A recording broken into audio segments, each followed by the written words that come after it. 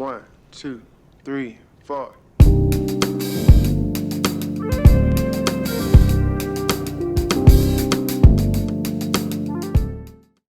All right, welcome back to It's Not a Sport, Season 3, Episode 21.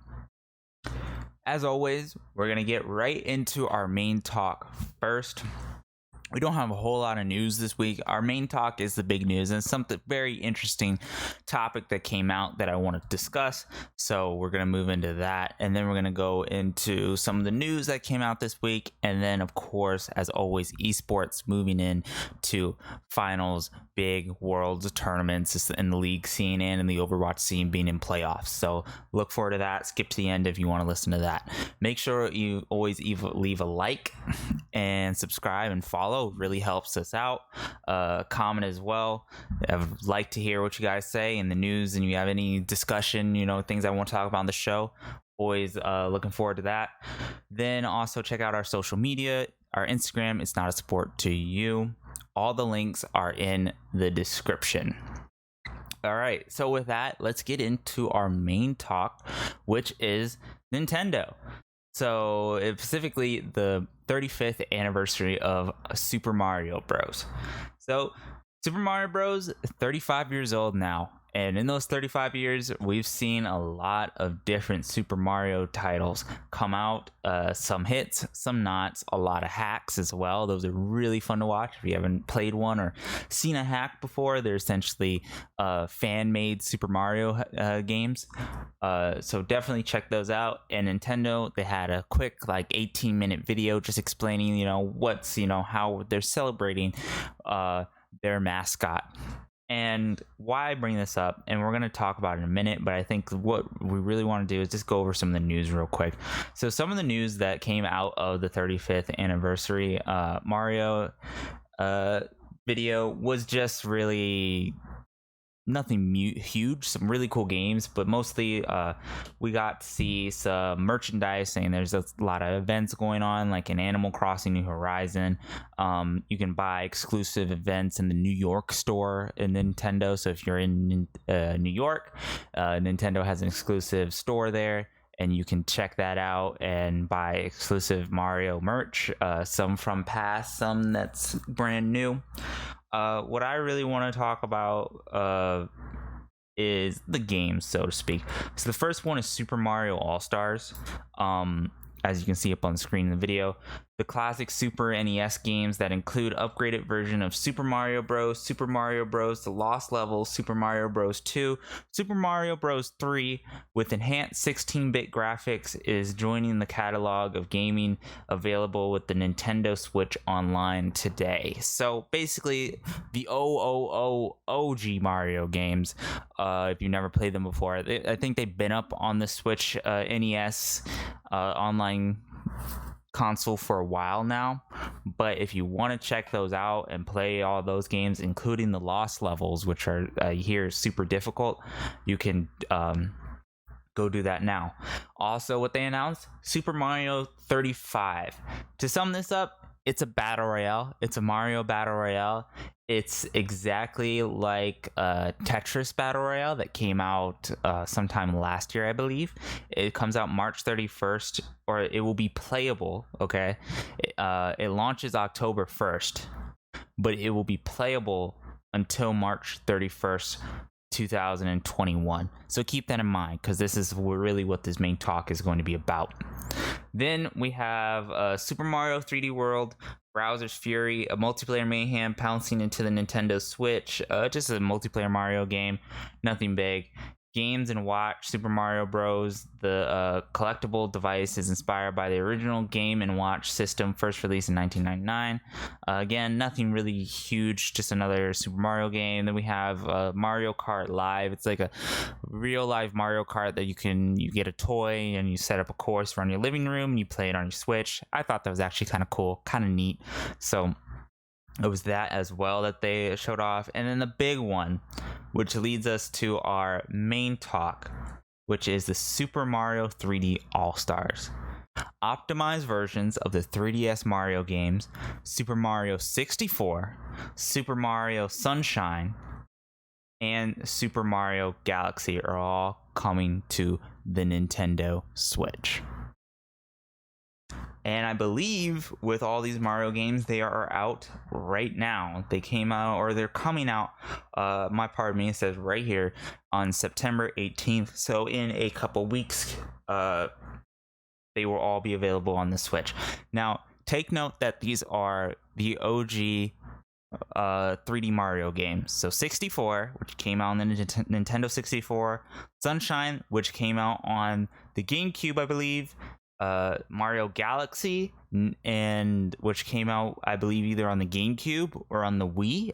And then there isn't, however, there's the two new additions, I think, to that roster are Super Mario Galaxy 2, which isn't on there, which I believe was on the Wii or the Wii U, and Super Mario Odyssey, which is obviously came out very recently with the Switch.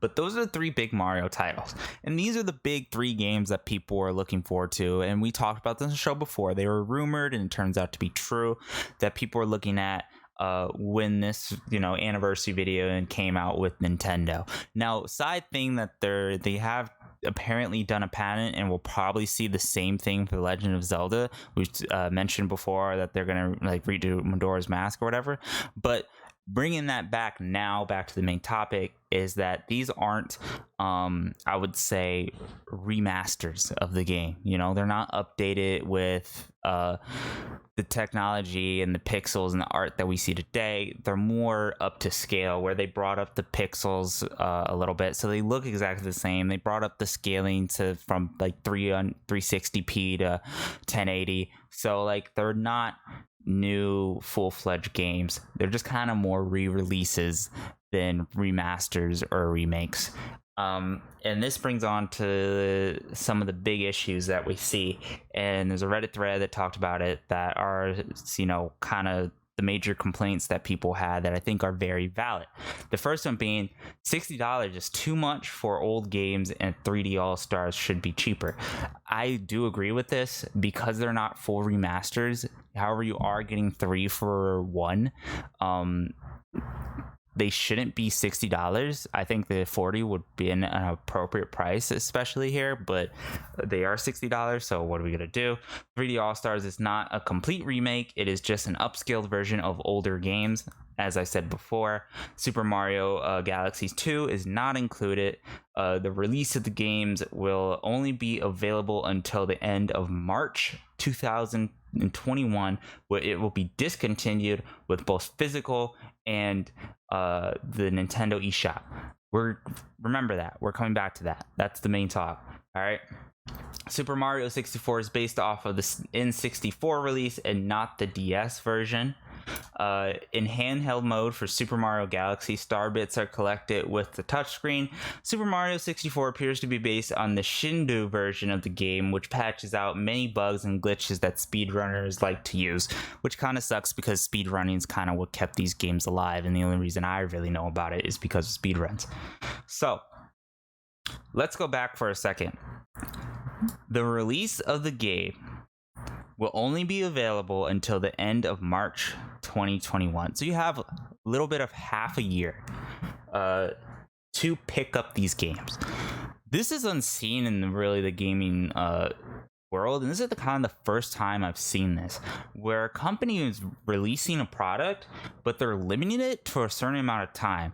It's not, I would say, the first time this has ever been done. I have examples of versions that they've been done and what they remind me of, but this is the first time that it's been done. A big major AAA gaming company has done this, and I'm wondering why Nintendo has done this.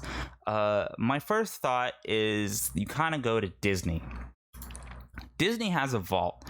If you don't know what the Disney Vault is, essentially what it is Vault Disney will they'll release their home videos, their animations, their big ones, like Snow White and the Seven Dwarfs, and then eventually they'll vault them, meaning they won't put them on the market anymore, and they won't sell them until they have until they feel like they want to sell them and put them on the market again and put them on the relist. And this list is a huge list. We have Snow White and the Seven Dwarfs, Pinocchio, Fantasia, Dumbo, Bambi, Cinderella, Alice in Wonderland, Peter Pan, Lady and the Tramp, Sleeping Beauty, 101 Dalmatians, The Jungle Book, The Little Mermaid, Beauty and the Beast, Aladdin, and The Lion King. So basically, their primary main features that made Disney, all coming out between the 1930s to 1994. That's the main list. Those were vaulted, and they were vaulted, and you couldn't see them at all. And these movies, and they wouldn't release them. They wouldn't put them on the market. Of course, if you had them, you had them. So they were already out there, but Disney themselves was not selling them. Then you have the sequels, which on the wiki reads, these are the movies that Disney released as commercial ties in their respective major vault releases, though are not given the standard of the vault release, as most are not critically acclaimed to the non-making amounts of money that their respective vault releases make. As of 2017, if the main film returns to the vault, the sequels stay in general release. Okay. Right. So, meaning, if the main film is in the vault, the sequels are being sold on the market. Essentially, what this does, what it allows Disney to do, is it dictates the market a lot more, where these products, these movies, the original movies make a lot more money, and they're worth a lot more than the re-releases are. So basically, it dictates the market, saying that, like, if Disney, if you have a copy of The Lion King worth $200, and as long as it's the original copy and it stays vaulted, it's worth $200, and maybe over time its price goes up, and then Disney can re-release it, the price will go down a little bit, they'll vault it again, the price goes up. It allows them to make money off these products, have a steady revenue of just really exclusive products, and they control whether it can be released and sold or not. And it's a little bit different because these are movies and they're very pirated and really easy to kind of come by. I would say it's not too hard to find a original copy of The Lion King on the internet or anything like that, especially with Disney Plus. Some of these, are actually on there, I believe.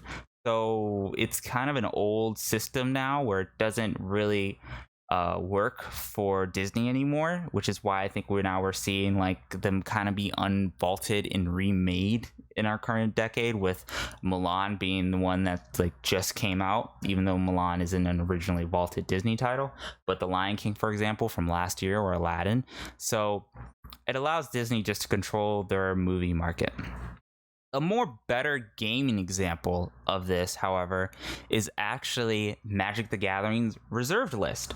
So the reserved list is a list of cards that Wizards of the Coast will never reprint. And if you ever play Magic the Gathering or know how expensive Magic the Gathering is, it is a list of cards that will never reprint, and it's the first first 7 original sets, which is alpha, beta, limited edition, Mirage, Homelander, Visions, Tempest, etc. One of the biggest cards examples of here are Black Lotus, for example. Black Lotus is one of the most expensive and broken cards in Magic ever printed, up to like maybe $3,000 or something like that. It's really, really expensive. All these cards are really, really expensive on this list, and Wizards never prints them, which allows them to do one thing.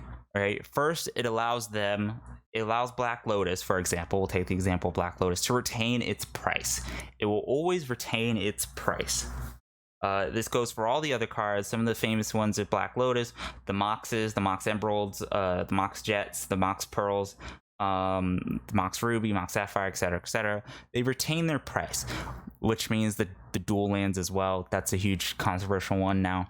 So they retain their price because they're never being printed, which means if you were a collector and you have these cards, they're always going to be worth a lot of money because they'll never be reprinted, which means the price never drops. However, here's the problem with the reserve list. First off, it's stupid. Okay, a lot of these cards, especially as time goes on, it gets stupider, as we've seen with the Disney Vault Hit. So as time goes on, it becomes more better cards get printed too. Older formats such as limited can't get a steady supply of the Mox Sapphires or the Mox Jets or the Mox series of cards or Black Lotus in order to play the decks that they need to play, or the dual lands in order to do the decks, and the decks that things that work, they can't get them because they're only very exclusive, and Wizard of the Coast will never print them. So the supply and demand just kind of fuzzles out, where a lot of people now can't play limited because they can't get these cards because they're way too expensive. And we've seen in the past, they've changed it a lot of time. The argument being, there's a Wizards, a Magic YouTuber, did a Academy Magic, I believe. I'm sorry, I'm gonna have to look that one up. But he just did a talk on the reserve list about how it's kind of bullshit. So I look up that video, find it. It's actually a really good video. It's very insightful if you want to kind of know more about the reserve list. But basically, it kills these old formats, where now me as a player who's entering Magic, it's very expensive just to get into Standard, I will never have the resources ever to go try limited, because they will never print these cards. So essentially that's what the reserve list, and I hope by now you're starting to see the theme of vaulting things. It's really just to dictate the market.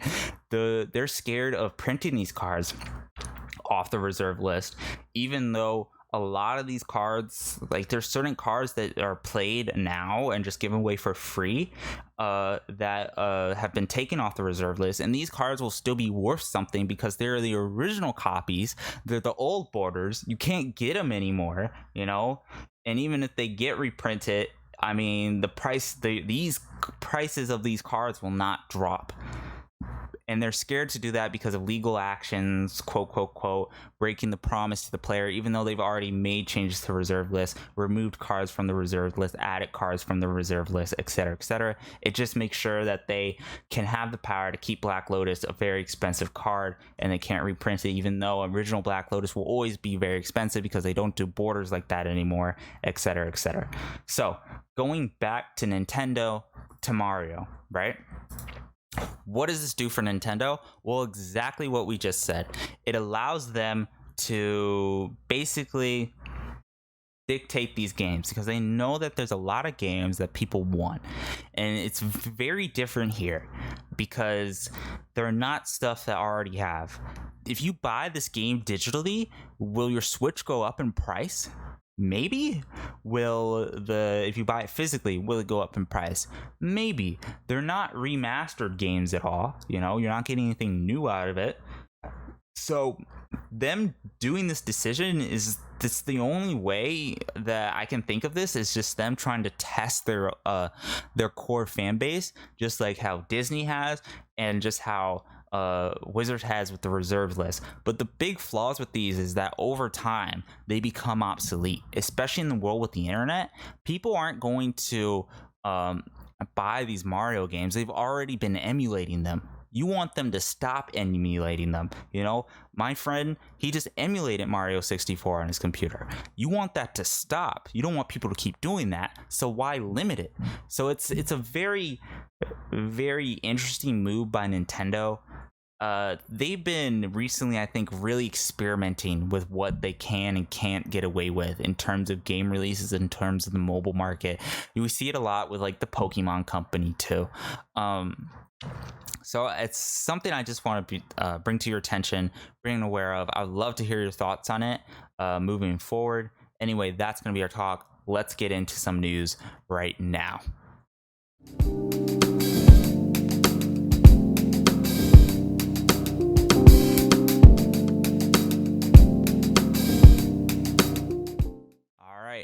Now, before we get into the news, I just want to say, as always, leave a like, comment, subscribe. Really helps us out. Follow us on our social media if you want to check out all of our previous shows on iTunes, on Spotify, on SoundCloud. It's all in the description, so make sure to check that out. Now, we're going to go kind of rapid fire because I do want to sum this up. It's kind of going to be a long show. There is a lot of esports news to talk about, as always, because now we're in playoffs, so there's always a lot of news. And we're just going to go over some of the news real quick. So the first one, article came out by GameSpot that's been going the rounds about Cyberpunk 2027 devs talking about the multiplayer game, which apparently is a game, to clarify, because they just came out with a tweet as well to clarify about this. It's a multiplayer game that will be placed in the Cyberpunk world because, one, we're getting an anime now too, apparently a multiplayer game. Remember, it's originally a board game, I believe. So it's a multiplayer game that'll be coming out later sometime next year, in a couple years or so, and they're saying that they won't be aggressive with microtransactions. It's weird that they're talking about this now. Very weird. But you know, I guess the game's coming out soon, so let's kind of bring it up. They're also, because then they have to come out with the tweet to clarify that the game that's coming out is a single player experience, which I expect to be. So that's really weird confusion. They also just came out talking about how it will not have a $70 price increase for next generation. If you're upgrading Cyberpunk from the current gen to next generation, you shouldn't have to worry about that because the majority of us should be buying it on PC anyway. That's my advice. So, moving on, also more CD Projekt Red, The Witcher Wild Hunt 3, Witcher 3 Wild Hunt, really good game. If you haven't played it already, definitely check it out. I just replayed it recently to get ready for Cyberpunk. It will also be coming to next generation with a free update, I believe. So, definitely cool from them. That's all the CD Projekt Red news. Now we have EA. EA, if you don't know what's going on, some people are kind of mad about Madden. Mostly, it was kind of a flop-ish game for Madden 2021, and now EA's putting ads in UFC 4. This isn't really anything new. They've been doing this for a while, so it's just something to bring to your light that people are kind of pissed about this. It's nothing really new, but they removed it after so much backlash. Big news though, however, moving forward, India banned PUBG and 117 other apps with Chinese links to it. So if you don't know what's going on, India and China are kind of in a trade war right now, and PUBG is the biggest mobile game in India. India has the second largest population, I believe, in the world, next to China. So they're a really big market that a lot of games want, or a lot of gaming companies want to enter. And now that they banned PUBG, which a lot of kids were playing there in India, it was the most played mobile game, I believe, there. Tencent shares have just dropped. They've just stopped. So it's huge move for PUBG and Tencent, really. I big this because this it doesn't really affect us too much, but it will affect everyone, and it's a huge move in India as well, especially if you live in India. Smaller things, Rocket League goes free to play with new on the Switch, I believe, so it's going free to play. Rocket League always really is very generous to its customers generally. It's doing some really nice things, and by free to play, it's free to play online. I still think you have to buy the game. Or actually, no, they actually are going complete free to play. So it's really cool from Rocket League. Some cool technology news. GeForce NVIDIA announced the next generation of graphics cards, the 380. So it's really big news. It's really powerful, a really crazy device, worth probably more than you need to spend. But you can get a 370, 380 or 390 right now on the market. It's coming out very soon. The 380 will come out in the September. or 3. Just to clarify, it's 3080. So it's just for me by 270 with the old graphics card, just to say. But it's the 30 series. So it will come out the 17th and 24 with the 370 already out right now for $500. Probably even more because people like to buy graphics cards and they like to flip them. So get them while they're hot. Moving forward too, PlayStation gets a free Minecraft VR update. That's nice. But what's more nice on that subject is actually they found the original source world from the original Minecraft background. They've actually found it right here on this tweet on September 5th. So it's real. There's a video of it and everything, which is actually pretty fucking cool because I know that people have been kind of hunting that for a while.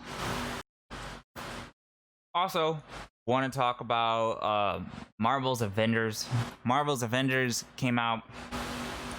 Of course, it came out very soon, and currently on Metacritic it is sitting at a 70 review score, which isn't bad. It's not great, but it isn't bad, and a 5.6 user score. User score doesn't really matter, but I always like to keep that in light just to kind of get a grips of what everyone thinks about it. Again, I've done talks about this, so I'm not going to really talk about it too much. Things that I've seen, things that I've heard, it's probably exactly as we all thought it would be. It's going to be interesting seeing this game moving forward and how it's going to move forward, but I thought it was worth mentioning just because we've been talking about it a lot for the last 2 weeks. Now, let's get into esports, starting with the Overwatch League. I do plan to have an Overwatch theme show and a League of Legends World show. I'm actually have to watch some of these Overwatch games, but currently, and we're just going to go through them in NA and in Asia. This is why I went kind of rapid fire. We have NA playoffs. Starting in round 1, we had Houston versus Boston. Boston won. They moved forward. Washington Justice versus Vancouver. Washington won. They moved forward. In round 2, we had LA Gladiators versus Toronto. LA won. Gladiators moved forward. We had Atlanta versus Boston. Atlanta won. Atlanta moved forward. We had Dallas Fusion versus Washington Justice. Washington won. Washington moved forward. In round 3, we had Philadelphia versus Gladiators. LA Gladiators. Philadelphia moved forward. We had Florida Mayhem versus Los Angeles Valiants. Los Angeles Valiants moved forward. Then we had San Francisco Shock versus Washington Justice. San Francisco moved forward. Paris versus Atlanta. Atlanta moved forward. Florida versus LA Gladiators and losers. Florida moved forward. Paris versus Washington. Washington moved forward and losers. So in round 4, we should have we have Philadelphia versus Los Angeles Valiants, but they already played. Philadelphia moved forward to the finals. And San Francisco Shock versus Atlanta. San Francisco won. They moved forward. So in the future we have Philadelphia versus San Francisco in winners. And losers, they have yet to play, but it's Atlanta versus Florida Mayhem and Los Angeles Valiants versus Washington Justice. And depending on who wins that, we'll move forward. Then we have some losers games. We have the winners kind of final knockout. Whoever wins winners moves forward to the finals. Whoever wins losers moves forward to another losers. Whoever loses winners gets sent to losers, etc., etc. We all know how this works. In the Asian bracket, we have in round 1 we had Chengdu Hunters versus London. Chengdu Hunters won. Then we had in round 2 we had New York Excelsiors versus Chengdu Hunters. New York won. Hangzhou Spark versus Seoul Dynasty. Seoul Dynasty won. In round 3, we had Shanghai Dragons versus New York. New York got sent to losers. Shanghai moved forward. We had Guangzhou Chargers versus Seoul Dynasty. Seoul Dynasty moved forward. So in losers, we'll have Guangzhou Chargers versus New York Excelsior. In winners, we will have Shanghai Dragons versus Seoul Dynasty. Whoever wins that moves to the finals. Whoever loses that gets sent to losers. And we will see who wins and gets pushed into the grand finals where we will see the champion. Now for League of Legends, okay, so we had some format changes. I'm not going to go over them in depth. Basically now play-ins will have 2 sets of 5 teams because Vietnam weren't able to attend this year's Worlds because of travels restrictions. They did get paid for participating in the teams that would have qualified, but basically there's a whole article about this. You can go check it out. We're just going to go into it real fast because it's the games that really matter and now that the weeks are coming up. So we had the North American LCS finals, which is FlyQuest versus TSM. Congratulations to TSM for winning the 2020 summer split. They are our first seed for Worlds. FlyQuest is our second, and TL is our third. For LEC, we had Fnatic versus G2, the fatal rematch after G2 got out, beat Rogues in losers. G2 3-0'd them. Congratulations for G2 for being, I believe, the first seed for Europe, followed by Fnatic as second, and I believe G2 third and Mad fourth. They get to send 4 teams. For LCK, all right, we had the finals for LCK this week as well, which is Damwon Gaming versus Dragon X. Congratulations to Damwon Gaming for winning the 2020 Spring LCK Finals. Damwon Gaming is the first seed for Korea.